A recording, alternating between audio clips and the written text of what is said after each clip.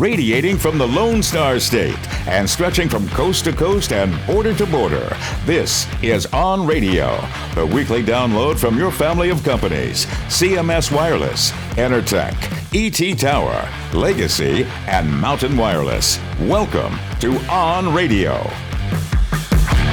This is going to be awesome. You know, we got a group of guys here together that are known far and wide as the producers. And it's not because we produce a whole bunch of revenue. It's not because it's because we actually produce media and we have some fun at it. And I thought it would be interesting for our Ontivity family to meet the producers. Like, number one, who are they? Just because I'm old, lots of people know me, so we're going to just run right past that. And I'm going to say, hey, Ethan, how are you, man? Hey, how's it going, Jim? All right. Ethan Borman, whose nickname is... I can't remember. Was it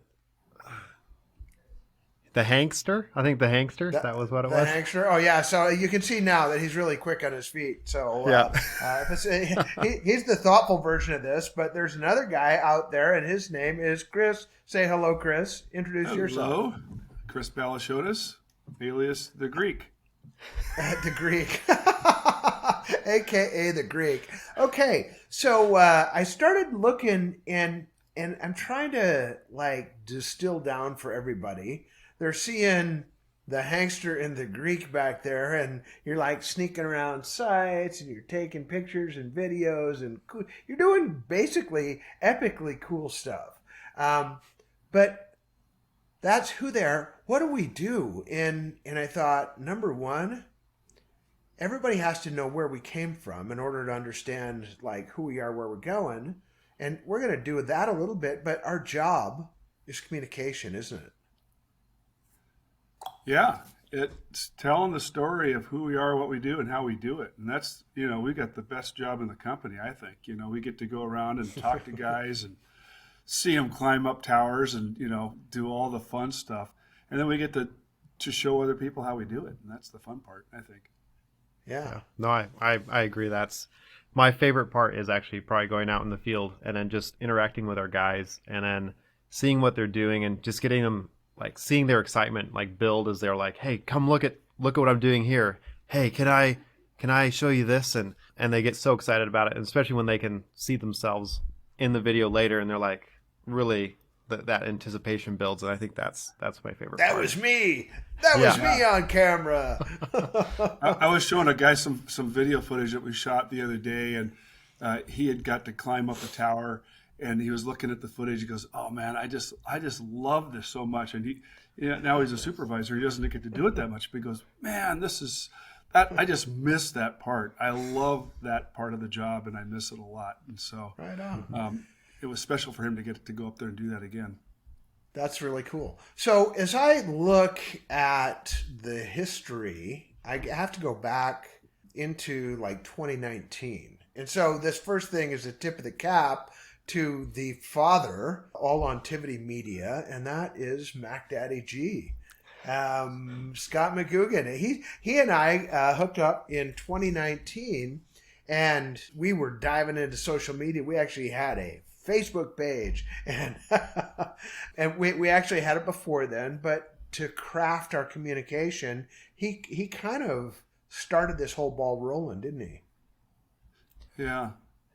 No, and I really enjoyed working with him early on, because I kind of just came in as a part-time get videos for Scott guy, and I think it was really cool to just kind of see his process and see how he worked and how he kind of got the whole thing started. And I know, Chris, you've known him for, I think, much longer than I have. Yeah, I had worked for Scott in another company and doing some work for him, so I got to know him that way. And then I had ran into him on different occasions doing other projects. But he's a brilliant guy, a smart guy, and thinking ahead and just seeing everything that Legacy had done. When it was time for him to retire, I had ran into him at Home Depot, of all places, my favorite store. And he says, "Hey, you got to come over and check out what Legacy's doing and what we're doing over here." And I was blown away by what you guys are doing. And I said, I want to get on that boat. So yeah. Awesome. Awesome. Well, so that was our tip of the cap to Mac Daddy G. We can't extol his virtues anymore because his head will explode, because he is a musician and a talented one at that. But so our job is communication. It takes several, it's not as simple. Communication used to be, we go to the corporate department and we write a press release and then we put it in an envelope and we mail it out. Or we take a picture and we put it on a website. But we're not, that's not us anymore. We're storytellers, aren't we? Yeah, when I look at we get pictures coming in from all over the place for all of our guys. We, encourage them to take pictures. And when they come in, they all, we try to tell a story. What are we doing? What's going on there? How is this helping change, communication across the country? And, I like to see pictures of guys doing stuff. And we look at that through the same lens, when we're taking videos. It's the same idea. Yeah, no, and I think, Chris, you could probably talk to this a lot more, or speak to this a lot more than I can. But the landscape of sort of showing the image of your company is kind of expanded beyond just having a good logo and putting up a billboard, because as video has become just so much more accessible for just the average Joe to do, it's sort of become the king of advertising and branding of yourself. And so, and I know that you've sort of lived through that, Chris. I don't know. I think you'd probably speak to it a lot more than I can. Well, we've talked about this in a couple different hotels and some of our trips and trails, but media and marketing has changed over the years. It used to be you could just go out and buy an ad in the newspaper or buy a spot on the radio or on TV.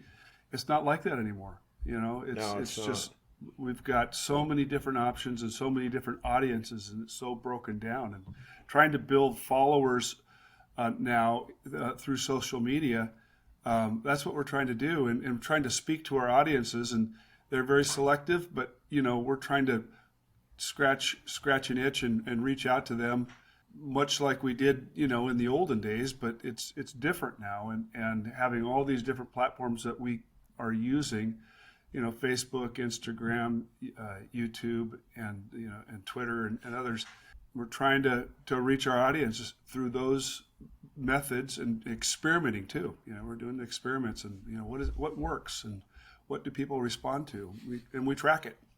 And it's not an audience anymore, is it? It's audiences. And we're going to break those down for our listeners, because it's really important that they see that there is some methodology to this madness that is so much fun. And so when I look back, this podcast, for instance, this didn't start as a podcast. It started as, hey, we've got multiple locations, and the people who we used to talk to on a daily basis, we don't even see them on a daily basis, much less a weekly basis anymore. Now we got 2 locations, now we got 3 locations, now we got 4 locations, and we have to get the message, primarily for starters of safety, out to the folks who it really impacts them. And so we started, and this is back in 2019, we did 80 or 90 weeks of legacy radio, and then we said, oh, that's really working well. Our people are liking it and they're listening to it. And so let's put it into a podcast. And I was like, a pod what? I'm the dark ages part of this. and a pod what? I don't own a pod. You want me to get in a pod? No, you get on and you just do what you're doing and you keep it going. And instead of having an interactive, we pre-record it. And I'm like, oh, it's cool. It's pretty cool when it's live, because our people get to call in and they're like, yeah, but now you're covering 4 time zones and you just need to slow down, old timer, and just embrace change, because this is what's going to happen. And then they said, oh, it's not going to be a podcast. It's going to be a video podcast. I'm like, oh my gosh, you mean I have to wear a clean shirt now? I've been in COVID so long. And now we've done almost 40 podcasts, and they're stacking up, and people are coming to us and they're like, hey, this is awesome. And they actually listen to them. If you can imagine, people listen to us. Why is that? Ethan, come on, you're the podcast guru.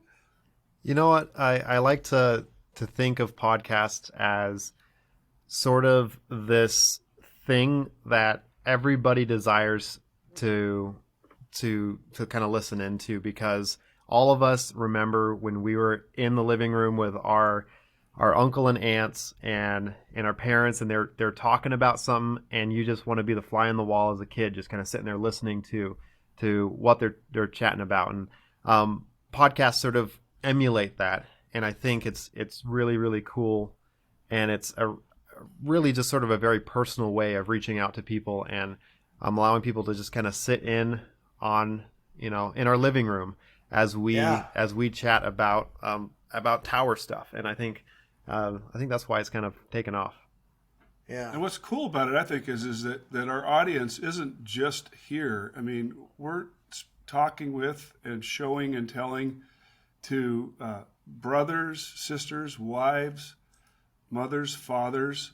We're having and those are our audiences. I mean, we're reaching out to them and we're touching them, and they're saying, hey, what's my son doing up on that tower? Or, those kinds of things. Is he safe? And, it's all about safety too, so yeah, it's pretty cool.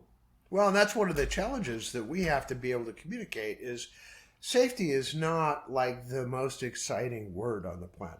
I mean, face it, even if you talk about safety guys are probably not the most prolific bunch of public speakers that you ever ran into. We got a couple awesome ones, but at the end of the day, we have put safety at a place where it kind of appears cool. But I want to go back to the podcast just for a minute, because I think that fly on a wall is really important.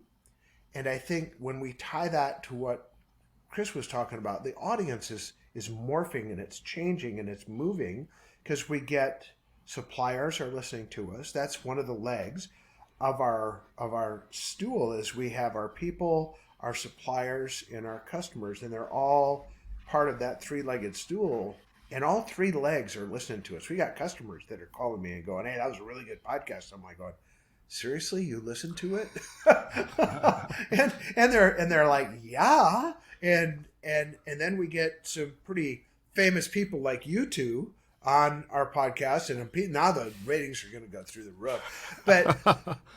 But one of the things that you said, Chris, really resonates. It allows us to connect.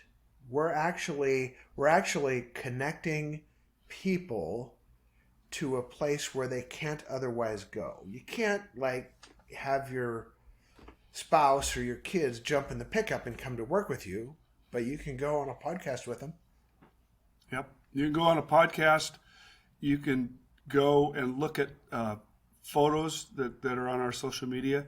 You can hear about people's jobs, what they're doing, and what they like about their jobs. It gives us a tremendous opportunity to show and tell, and in this world, we couldn't do that, 5 or 10 years ago. So, yeah. And I think one of the most important things about this role that we play here, so often we forget to be grateful and to say thank you to the folks who are out in the field, and they are dealing with weather, and they are dealing with traffic, and they are dealing with all this stuff that is frankly not very much fun. Their reward has to be more than the view from the top of the tower, even though that's a big reward. We heard that about that earlier today. I think it's really important that we use this medium to say, wow, we appreciate you, we value what you do, and we really want to do all that we can to come alongside you. Isn't that accurate? Yeah, I think that's really the goal of it, is to be able to do that for our guys, and also for people who maybe are looking for a good job. And I think it's important to to do this, to kind of make tower climbing like the next fireman of the world. It's that job that, you have a grade school kid be like, I want to be a fireman when I grow up. It'd be really cool if it was like, I want to be a tower climber when I grow up. And that's, for me, that's in the back of my mind, that's always kind of a little bit of the goal with all of it as well. Yeah, for sure. Although our guys have to work for a living, so they can't really be a fireman. So fireman's the greatest job in the world that doesn't really require any work or anything like that. So. And to all my fireman friends, I want you to know we don't care. Just keep putting out fires. All right, folks, we're going to wrap up for this week, but join us again next week where Ethan and Chris are going to be back. They are our producers, and they're going to talk to us about more communication with you. But until then, let's all choose safety today. This is Jim, and I am out.